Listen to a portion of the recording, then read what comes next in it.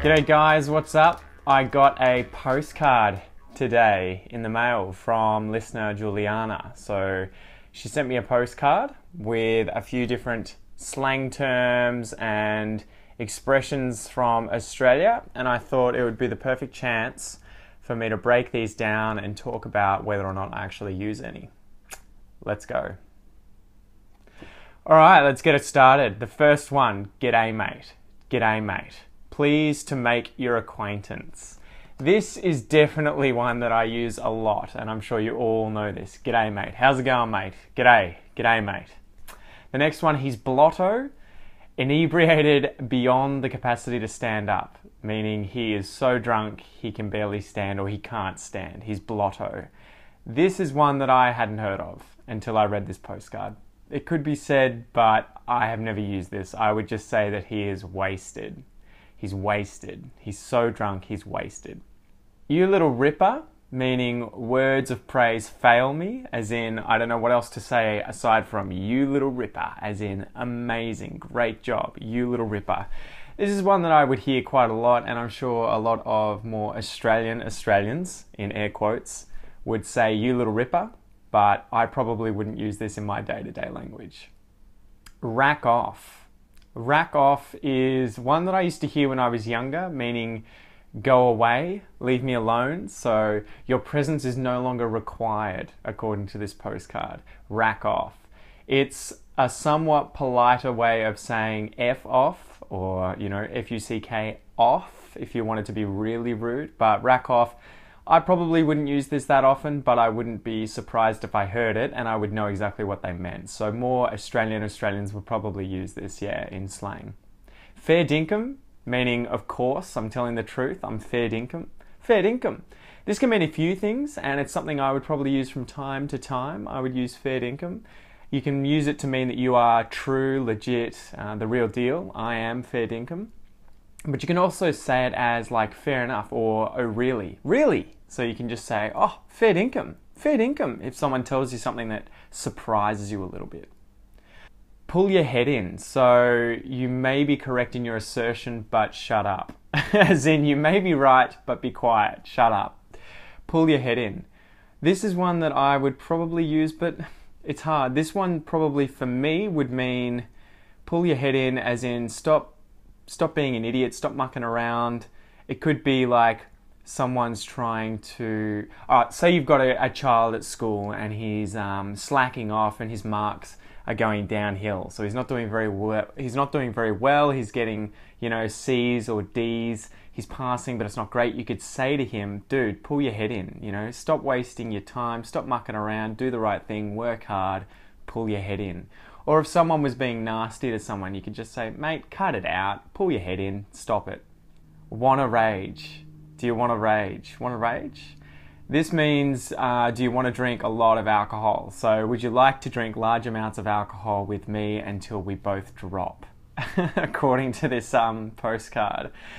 Want to rage? I wouldn't use this personally. That wouldn't be my assumption either. If someone said, do you want to rage? That would be me thinking, are you asking if I'm going to rage as in to get angry, to become really, you know, full of rage? Or even, did you want to fight me? Do you want to rage? I don't know. That would be the feeling I get, but it's not something I use. Bloody oath. Bloody oath, I'm in total agreement with you. Bloody oath, mate. Bloody oath. This is relatively colloquial, very slangy. I would probably not use it very often, but I definitely would use it from time to time. So, and it's something you're going to hear a lot of Australians say, oh, bloody oath, mate. Bloody oath. Your shout. Your shout. Now, I know what this means, and I use this as well quite a lot. In fact, I think most Australians would use this in day-to-day language. Your shout, if you value your well-being, you should buy me a drink.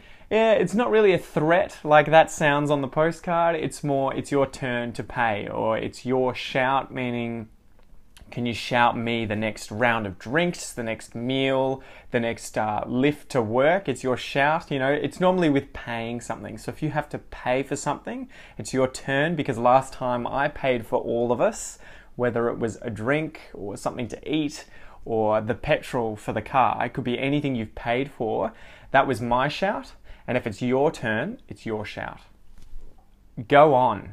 Go on means quite a few things, but according to the postcard, I'm not entirely convinced you know what you're talking about. So I guess from this point of view, it would be if someone was telling you something and you were a little skeptical, you could be like, go on. Or maybe they mean, oh, go on. Go on. Yeah, see, personally, I wouldn't use it like that. Go on, I would say, is like have a try. Go on, mate. Go on. Give it a go. Go on. Have a go. Go on. That would be more what I would use go on for. I don't think I would use it like this for being skeptical about what someone was saying. You pong. Now, I know what this means, but I probably wouldn't use it. You pong is, dear me, we do smell, don't we? That's an interesting way of phrasing it because they're using the collective we as opposed to you, but it's referring to that person that you're talking to is in you smell. Dear me, oh my gosh. We smell a little bit, don't we? Or as in like, you smell a little bit, don't you? You pong, yeah. I would know what this means, but I wouldn't use it personally. You pong. Far out, you pong. What do you want? I think I've done an episode on this, on the what do you? What do you want? Might I inquire about your needs? Might I inquire about your needs? What would you like? What do you want? What do you want is a very Australian sort of contraction of what do you want, all the way down into sort of this one word of what do you want? What do you want? I would use this all the time. I use those kinds of contractions of all those words a lot in English. To have a chunder. Now this I would use. To have a chunder. However, this one I would use around other Australians because they would know what I meant and foreigners would be like, eh? Chunder is to vomit, to munt, to throw up, to spew. We've got a lot of words for this. Chunder, chunder. To have a chunder is for you to go and have a spew, have a vomit, have a throw up. You're spewing up. And what does it say here? The delicate act of regurgitation. There you go. The delicate act of regurgitation. To have a chunder. Blech. Give it a go, you mug. Give it a go, you mug. And this, according to the postcard, means, are you perhaps incapable of performing this act? So I guess it's sort of like, try it, man. What's wrong with you? Give it a try. Give it a go. Give it a go, you mug. I don't think I would ever use mug as like I guess a term of endearment here for another person, mug. I think in English, in Australian English particularly, maybe all kinds of English, mug would refer to someone's face, I think. So like, oh, you've got it all over your mug. But even then, I wouldn't really use that. Give it a go. I would use that all the time. Give it a go, your mug. I wouldn't say that. How are you going? How are you going? May I inquire about your welfare? How are you going? How are you going? You guys know that I use this a lot. How are you going? This is a very, very Australian greeting as well. So definitely learn this one if you're coming to Australia because people are going to say this to you all the time and they're not necessarily going to want to hear what you've actually been going through. They're just saying hello. How are you going? And you would just say, yeah, good. Not bad.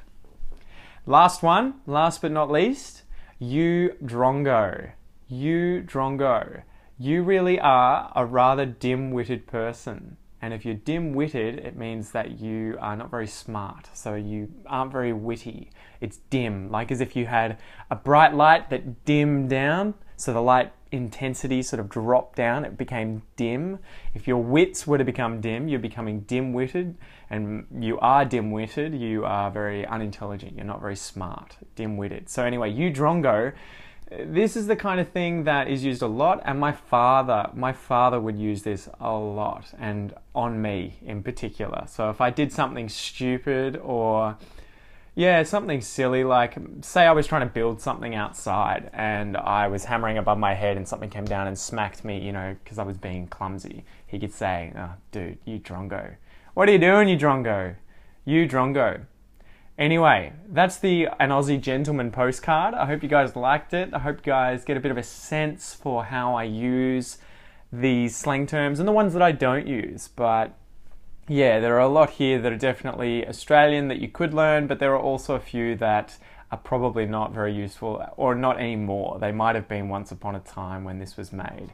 Anyway, thanks so much, Juliana, for the postcard. I really appreciate it. And in the next episode, I will do an Aussie Sheila, the girls' version. See you guys.